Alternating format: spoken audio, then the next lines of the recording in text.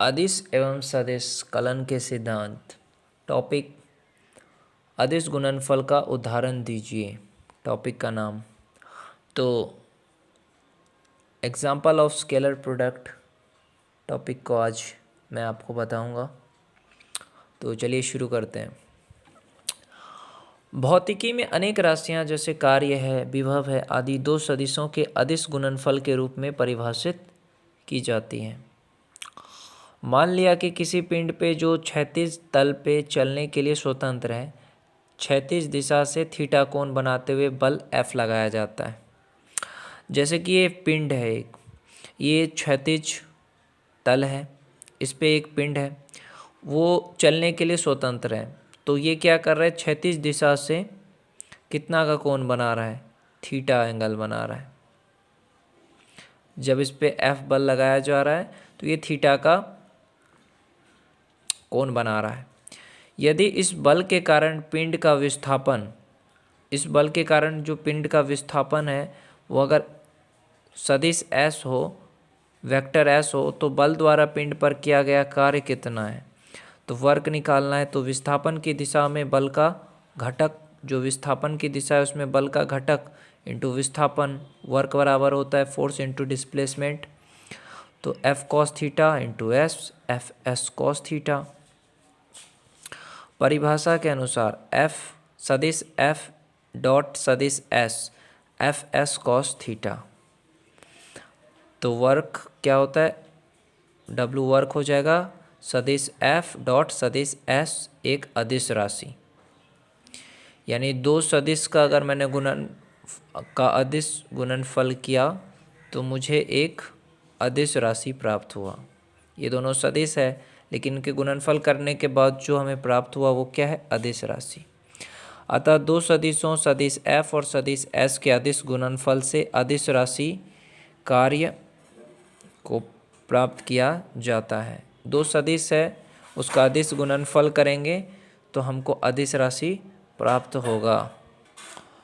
अब यहाँ पे क्या है, यदि थीटा 0 डिग्री हो तो कॉस थीटा 1, तो कार्य क्या हो जाएगा, कॉस थीटा 0 डिग्री, वर्क क्या हो जाएगा Fs। यदि थीटा 90 डिग्री हो तो कॉस थीटा 0 और कार्य कितना 0। यदि थीटा 180 डिग्री हो तो कॉस थीटा कितना होगा -1 और कार्य कितना माइनस में चला जाएगा। थीटा लेस देन 90 डिग्री के लिए कार्य धनात्मक होगा और थीटा लेस देन 180 डिग्री के लिए कार्य ऋणात्मक होगा। अब अदिश गुणनफल के कुछ गुण के बारे में जानते हैं। Some properties of scalar product. पहला, दो समांतर सदिशों का अदिश गुणनफल उनके मापांकों के गुणनफल के बराबर होता है। यदि सदिश A और सदिश B समांतर हो तो उनके बीच का कोण थीटा 0 डिग्री, अतः सदिश A डॉट सदिश B AB cos theta 0 degree, तो AB होगा। लिखा है दो समांतर सदिशों का अदिश गुणनफल उनके मापांकों के गुणनफल के बराबर होता है। दूसरा, यदि दो परस्पर लंबवत ऑर्थोगोनल सदिशों का अदिश गुणनफल 0 होता है, तो यदि सदिश A और सदिश B के बीच का कोण 90 डिग्री हो तो क्या हो जाएगा, cos 90 डिग्री 0 हो जाएगा। अतः दो सदिशों के परस्पर लंबवत होने की आवश्यक शर्त यह है कि उनका अदिश गुणनफल 0 हो। अदिश गुणनफल का क्रम विनिमय होता है, कम्यूटेटिव।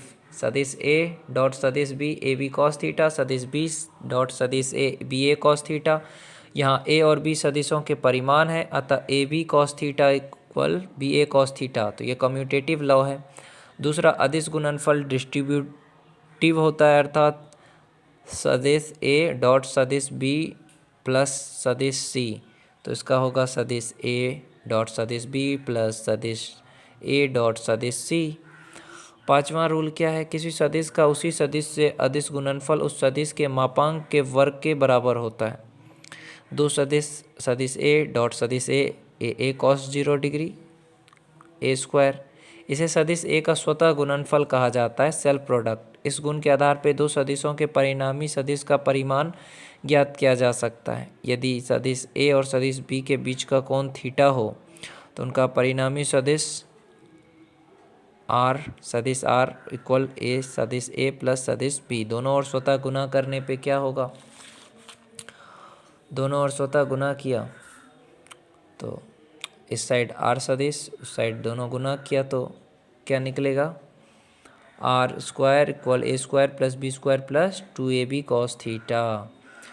छठा, परस्पर लंबत एकांक सदिश आई जे के का अदिश गुणनफल जानते हैं, तीन एकांक सदिश है जो एक दूसरे के लंबत है, आई जे के कॉस 0 डिग्री हो जाएगा, यहाँ पे कॉस 90 डिग्री हो जाएगा। सातवां क्या कह रहा है, फिर बी सदिश का निकाल लिया, फिर दोनों का डॉट प्रोडक्ट निकाल लिया, तो शेष सभी सदिश ए डॉट सदिश B A x plus A Y B Y plus A Z B Z.